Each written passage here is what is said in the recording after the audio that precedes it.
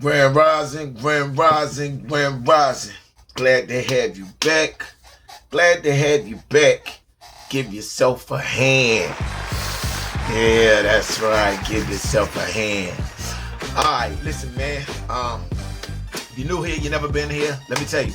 I need you to like, to share, to subscribe, hit that notification bell, stay in contact with us. Not only that, hey man, visit our website.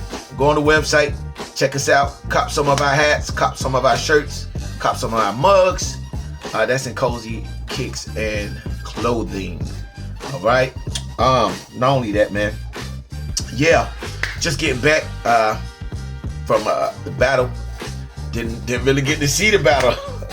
Didn't really get to see the person I wanted to see battle. And shout out to Carolina Fats and the One Battle League. Shout out to 3BL. Man, I'm looking forward to linking up with you cats in the near future. And anybody else that do any type of battle rap. You know what I'm saying? I'm looking forward to linking up with you cats. I'm going to try to do something here, man. Do something right here in the Ville. Now, with that being said, man, listen. Sometimes I forget, you know, because I'm getting older. I forget a lot of the stories that has transpired around my life. But I was listen, man. I was on the internet, and I ran into a page called. Hold on. I ran into a page called Atlanta Culture. Okay, and I see a familiar face, and he's telling this story, and I just want people to let me add some commentary to this story. And you know, and then after that, y'all can tag it to these people, or you can tag it to him himself. This is Sammy Sam. All right, now listen to this right quick. Here you go. Here we go. This is on Facebook right here. Yeah, on TV, Chuck. You know, when I seen the news, when this guy kicked out, they had locked me up in Mechanicsville. They had me in the car. They ain't taking me to the jail. They taking me to Grand Park Zoo. So I'm like, I'm in the back. He's like, "Well, y'all take me there? Y'all take me down here, but I ain't gonna tell on nobody. You know, I got head out." They be like, "Oh, this is precinct. The way we're gonna bring it down here to get a transportation unit." I said, "Man, I ain't gonna tell on nobody." So they got me there. They had the big ass. I thought Mechanicsville was there, Mechanicsville, Trummerville. So they had that big map up there. They said, "You see all them little red dots, them little red things?" They said, "That's your zone. That's zone 3. This zone 6. This your zone." He said, "This is what we working on, your zone. Zone 3. I said, "Oh, that's zone 3. They don't know how to write." I said, "Oh, shit." All that considered zone 3. Joyland, Carver Home, Trummerville zone 3. I was like, "Oh my God, it's over with. It's over." I got out and made that song, Zone 3, standing in the trap with the posse of 10. Look, you was one of the first rappers to use the word trap in their rap. Yep. What did that word mean back then? The same thing it means selling dope. So what made you put it in your rap? It was just, you know, cause that's what we called it. Like when you come over in our hood, you was in a trap. That means you was trapped. You know, like these people think, you know, it means you're a dope lady area, but really, what it meant to us telling you that you trapped. You in the trap. That means if you ain't got that for us, then I know you trying to walk away. You in the wrong spot. You in the trap. You know what I'm saying? You don't supposed to be over here. That's the first thing they gonna do is say you gotta come over. Who you with, buddy? Who you with? Hey man, this funny part. Let me just tell y'all this funny story. My wife's sister, they from Augusta. You know, my wife from. Now, like he was saying, he the first rapper that came up with the word trap, or started using the word trap, and he's the first rapper in Atlanta that came up with the zones. All right, you know, that put it out on the song. You know, now it's wild because when I was in Atlanta and I was trying to get on, man, listen, I was homeless for 4 years. Now, the creator of the universe put me around some good people, man, that took a liking to me, man. And I was down there living in bandos. I mean, moving all around Atlanta, man. I promise you, I was all over that junk, homeless. Now, you ain't know I was homeless unless, you know, I took, you know, I chose to tell you that because I never looked homeless. I didn't, you know, like I always tell people, just because I was homeless, I ain't stopped washing my ass. I ain't give up on like that. You didn't know I was homeless, all right? With that being said, I met a guy in Decatur. His name was DJ. And he had a girlfriend or a lady friend named Q. DJ rapped and Q rapped too. When they met me, I rapped, I sung, I did reggae, I did gospel, and I could produce a little bit.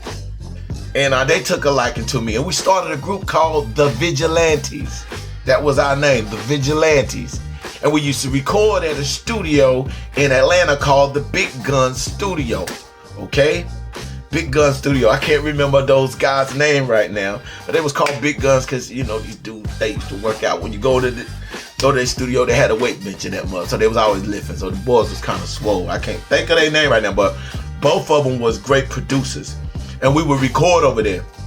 So they say, yo, we're going to take you to meet Sammy Sam. Now, I didn't know who Sammy Sam was at the time, but Sammy Sam had a song, when they was trying to introduce me to Sammy Sam, he had a song called Stepdaddy. And if y'all remember the song, it was a song, it was like, the kids were saying in the chorus, you ain't my daddy, and he'd be like, shut up. You ain't my daddy, shut up. So that's all I knew him for. I didn't know all the other stuff right there, because I'm not from Atlanta. I'm from NC, I'm from North Carolina, all right? So make a long story short, like he just sitting here talking about the trap and being from Mechanicsville and all of that. Listen, man. So the night that DJ and Q take me to meet Sammy Sam, all I know, man, we had this big ass of projects, all right? I guess this is Mechanicsville. And I'm like, we parked somewhere and we walking through this, bro. It's like a whole nother world. It's a big ass projects. Now, while we're walking through these projects, like he's just saying, a lot of these projects look abandoned, like ain't nobody in them. But there's some people that still stay out there. Okay, man, they took me to this spot. And I ain't gonna lie to you, man. You remember that song? T.I. had a song where he said, the hell with who you know if you ain't known around here. Don't get the wrong idea. Oh, okay, it was like, while I'm walking, that song is becoming real to me. Cause boy, I start seeing people come out of these abandoned houses and mothers looking and everything. But my man DJ and Q, his girl, you know, DJ knew somebody there to connect us with Sammy Sam. So man, I can't actually tell you where it was. I just know we walked through this big ass projects and a lot of them apartments or those houses, places was abandoned. Now I'm like, but this shit was huge, man. Listen to me. So we walking through this joint and we end up at a place, knock on the door, they let us come in, we come in. Sammy Sam sitting at the table. And I'm not playing, man. I think, if I'm not mistaken, he was smoking a Black and Mild or he was smoking some type of cigar, I can't remember, and he was drinking the beer. And they wanted me to rap for him, and I was there. I was rapping for him, man.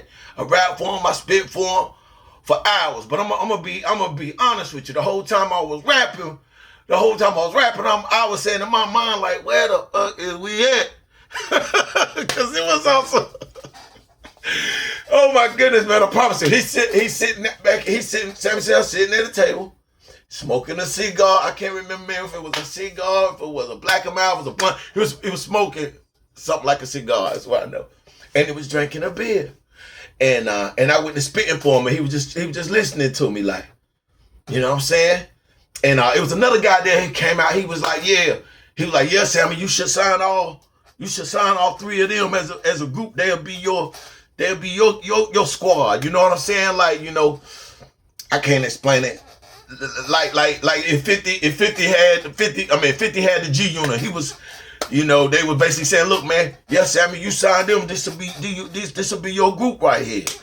And I was telling them, like, we would be more at the time. I was telling them, like, look, cause Q rap, she was a female that could rap, and DJ, he could rap, but I produced and made beats, and I rapped and I sung and I did gospel. I did all kinds of music and reggae. So it was like, I was like, nah. I said, if we was gonna be a group, we would be more like the Fugees, because You know, we got a whole lot more than what, you know, we just ain't no singing group and we ain't just no rapping group. We got a lot more that we can bring.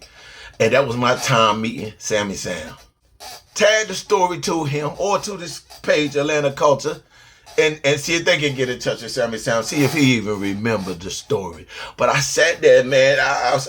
Matter of fact, he was sitting there. I stood rapping for him. He was sitting at a table in the kitchen. And I remember, man, in the back of my mind, I was like, you know, I'm rapping because I'm trying to get on. But I'm saying to myself, like, where the fuck is we at? Because I remember walking through this big-ass project, mud's coming out the woodworks. So when he's telling that story, that's all I can visualize. I be forgetting, man. I done met so many people and I got so many stories. I be forgetting sometimes. But look at the creator. I strolled through my timeline and seen Sammy Sam. So what's up, Sammy Sam? Guess who's back in the house? NKOSI, chosen from the south. I came here to show you how we get down. I came here to show you how we get down.